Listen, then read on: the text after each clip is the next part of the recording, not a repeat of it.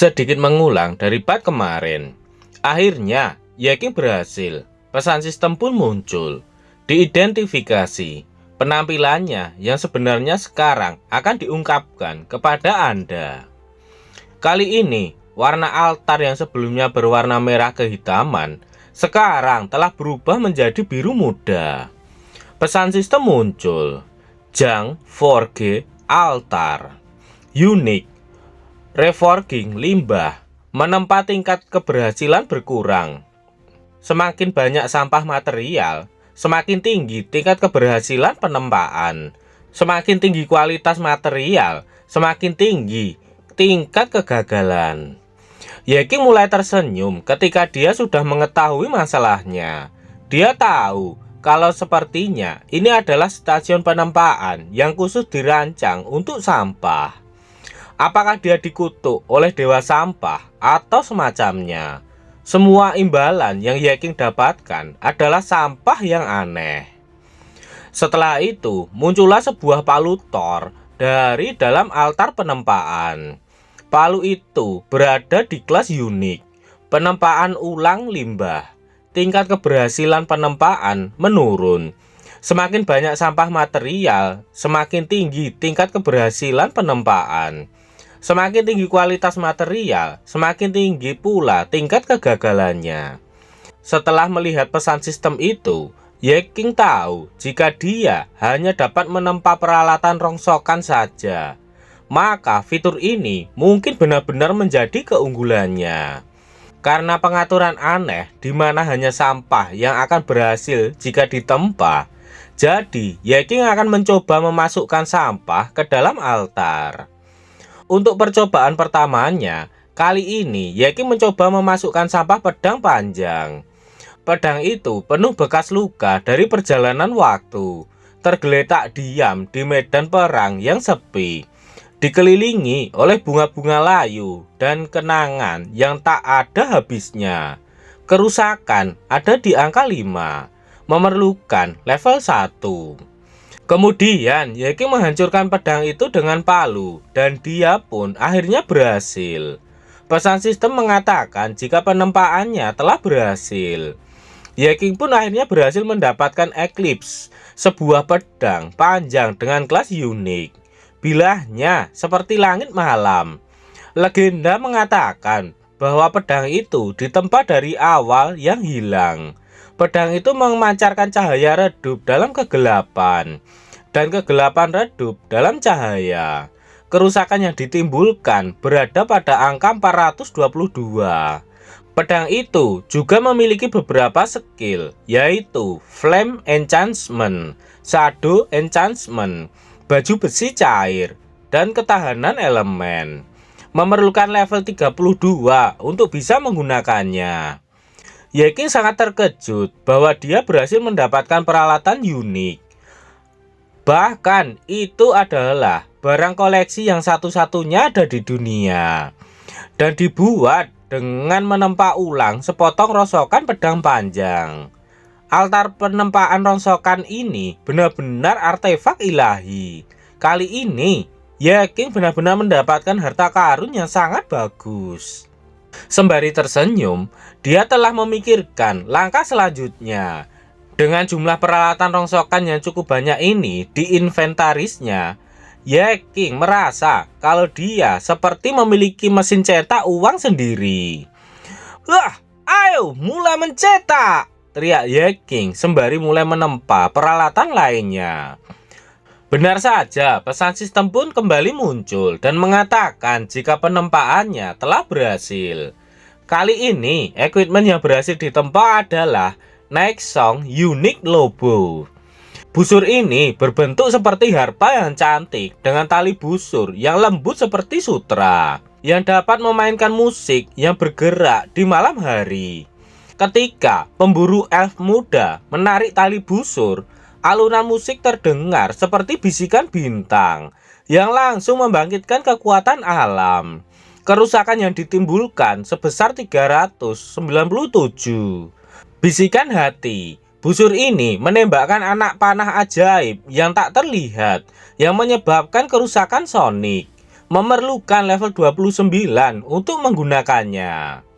Berikutnya, equipment yang berhasil ditempa adalah mantra, yaitu tongkat dengan kelas unik.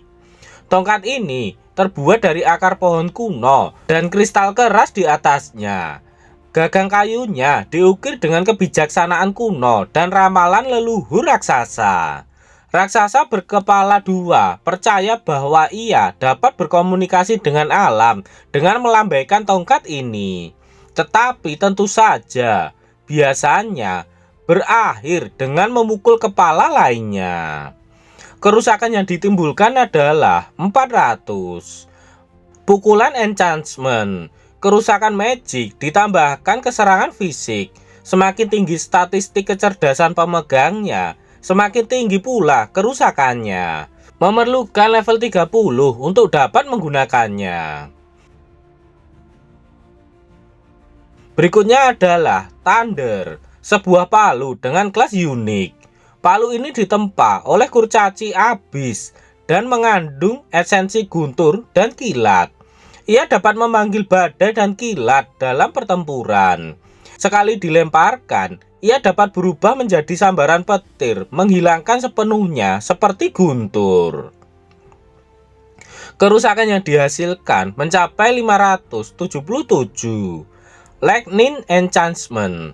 Skill ini menyebabkan kerusakan petir berantai saat menyerang dan mendapatkan Speed Enchantment.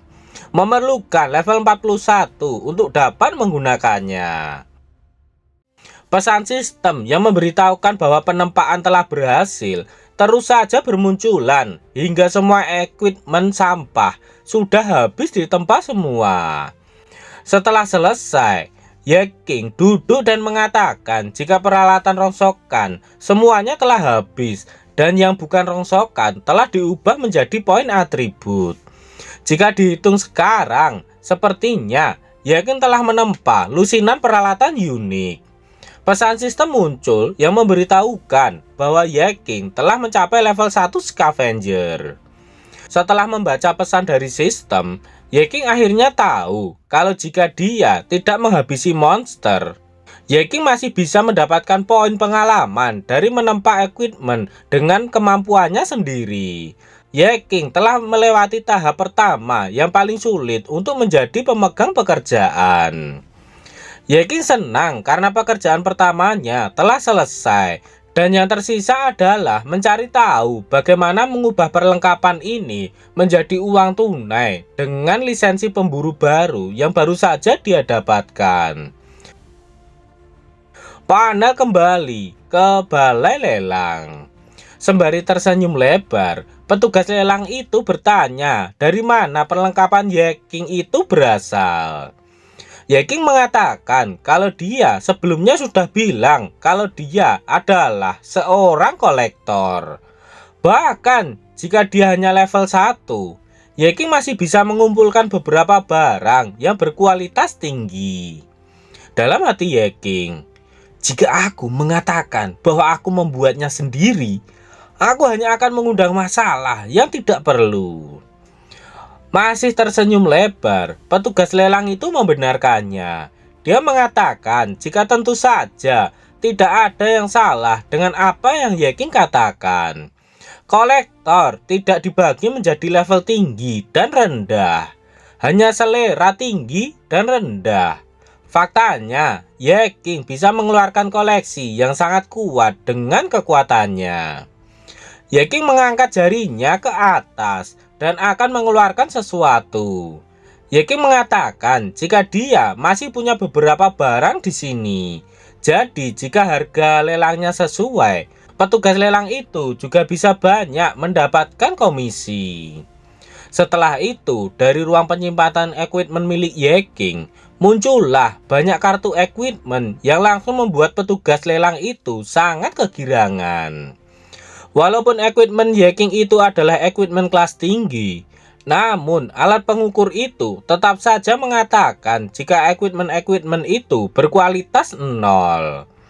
Kemudian petugas lelang itu berlari keluar dan menyuruh petugas lain untuk mempersiapkan ruang VIP kelas tinggi.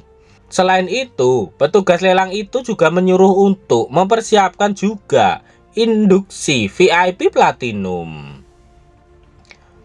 Panel berpindah.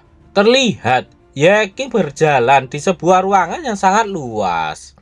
Yeking melihat kartunya. Dia bertanya-tanya apakah Platinum VIP hanya setara dengan kartu yang dia bawa itu. Saat sedang melihat kartunya tadi, tiba-tiba bahu Yeking tersenggol oleh seseorang. Bukannya meminta maaf, orang itu malah marah-marah kepada Yeking. Dia mengatakan dari mana si bodoh ini muncul. Dia juga menyuruh Yeking untuk menggunakan matanya untuk melihat kemana dia sedang berjalan. Dengan santainya, Yeking meminta maaf karena dia tidak memperhatikan. Dalam hati pria itu, dia berpakaian biasa saja. Tidak terlihat seperti orang yang bisa masuk ke tempat kelas atas seperti ini. Kemudian pria itu bertanya apakah Yeking berani menghalangi jalannya. Dia juga bertanya apa nama kelompok pemburu Yeking. Tanpa rasa takut, Yeking memperkenalkan dirinya dan mengatakan jika dia adalah pemburu yang bebas. Pria itu kembali menghina Yeking dengan mengatakan jika tidak heran dia terlihat sangat lusuh. Ternyata Yeking hanyalah pemburu bebas. Kemudian, pria itu menunjukkan lencana kuilnya. Dia menyuruh Yeking untuk melihatnya. Pria itu memperkenalkan dirinya kalau dia dari kelompok pemburu A, Tatus. Dijuluki Tatus Mad Blade. Dia bernama Lang Xiaofeng. Yeking pun hanya diam saja mendengarnya. Dalam hati Yeking, Tatus dikenal sebagai maniak perang dan mereka tampaknya hanya merekrut berserker yang berpikiran sederhana dan berfokus pada kekuatan. Aku telah membersihkan medan perang beberapa kali sebelumnya dan setiap kali berakhir dengan tidak menyenangkan. Lebih baik jangan membuat mereka marah. Kemudian Yeking kembali meminta maaf dan beranjak pergi dari sana. Namun tiba-tiba Lang Xiaofeng menghunuskan pedangnya ke leher Yeking yang membuat Yeking menghentikan langkahnya. Kau pikir hanya dengan meminta maaf saja sudah cukup? Sampah dengan nama keluarga Ye. Dilihat dari pakaianmu, kamu jelas menyelinap masuk. Biarkan aku ingatkan kamu bahwa ini adalah pintu masuk khusus anggota yang hanya dapat digunakan oleh pemegang kartu pekerjaan dari kelompok pemburu tingkat tinggi. Sampah sepertimu hanya harus mengantri di pintu masuk khusus untuk sampah, ucap Lang Xiaofeng. Yeking tak takut sama sekali. Dia mengatakan kalau tempat ini adalah tempat di bawah Serikat Dunia. Lang Xiaofeng akan mendapatkan masalah besar jika dia menggunakan kekerasan di tempat ini. Lang Xiaofeng tak terima kalau Yeking mempertanyakan tentang nasibnya. Lang Xiaofeng tak yakin sampah seperti Yeking memiliki kualifikasi untuk berjalan di jalan yang sama dengan dirinya. Kemudian Lang Xiaofeng berteriak memanggil keamanan di tempat itu dengan mengatakan jika dia sebagai anggota tingkat tinggi Tatus, dia meminta keamanan menendang Yeking keluar dan kemudian menverifikasi identitas Yeking dengan hati-hati. Petugas lelang yang sebelumnya, dia masih terlihat sangat senang dan dia telah memenangkan lotre. Namun setelah melihat Yeking dihadang oleh dua orang keamanan, petugas lelang itu langsung terkejut. Kemudian petugas itu keluar dengan tergesa-gesa. Petugas itu bertanya kenapa Yeking datang ke pintu masuk anggota. Dia harusnya masuk melalui pintu masuk Platinum, bukan di sini. Apa? Pintu masuk Platinum? Dia? Apakah kamu yakin kamu telah menemukan orang yang tepat? Teriak Lang Xiaofeng yang tak percaya dengan apa yang diucapkan oleh petugas lelang itu. Petugas itu marah dan langsung menyuruh keamanan agar segera menangkap dia. Tanpa menunggu lama, kedua keamanan itu pun langsung menangkap Lang Xiaofeng dan membenturkannya ke tembok. Lang Xiaofeng tak terima dan mengatakan bagaimana mungkin seorang pemburu bebas seperti dia tanpa dukungan dari kelompok pemburu mampu membayar biaya VIP Platinum yang selangit. Petugas itu tak menghiraukan ucapan dari Lang Xiaofeng. Dia langsung membungkuk dan meminta maaf kepada Ye Qing. Namun Ye Qing sama sekali tidak mempermasalahkannya karena itu bukan masalah besar baginya. Lang Xiaofeng terus saja berteriak-teriak meminta untuk dilepaskan. Dia mengatakan kalau dia adalah anggota tingkat tinggi Tatus. Jadi mereka tidak boleh memperlakukan dirinya seperti ini. Keamanan itu mengatakan kalau ini adalah balai lelang di bawah yurisdiksi Serikat Dunia. Jika Lang Xiaofeng bersikeras membuat masalah, maka mereka akan segera memberitahu pengawas dan membatalkan keanggotaannya. Petugas lelang itu menunjukkan kepada Ye Qing jika dia ingin berkeliling di tempat lelang, Ye Qing juga bisa masuk lewat sini. Petugas itu hanya khawatir tempat tingkat rendah ini tidak memiliki peralatan yang dapat menarik minat Ye Qing. Sembari melirik ke arah Lang Xiaofeng, Ye Qing mengatakan jika itu mungkin tidak selalu terjadi, karena persepsinya sedikit berbeda dari orang lain.